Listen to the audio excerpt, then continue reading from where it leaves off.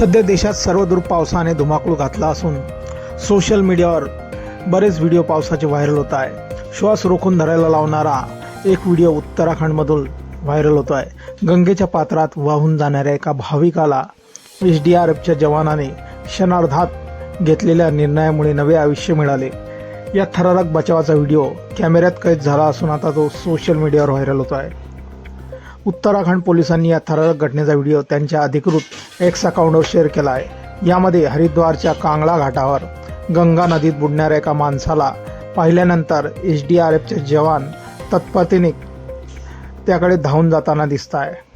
व्हिडिओमध्ये SDRF जवान क्षणभराचाही विलंब न करता गंगेच्या पुराच्या वेगवान प्रवाहात उडी मारताना आणि पाण्याच्या जोरदार प्रवाहातही बुडणाऱ्या माणसाकडे वेगाने पोहोच जाताना दिसत आहेत।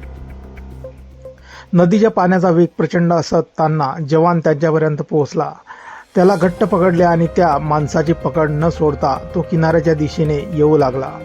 तर दोघे काठाजवळ पोहोचताच इतर SDRF जवानांनी पुढे धाव घेतली आणि दोघांनाही सुखरूप पाण्याबाहेर काढले।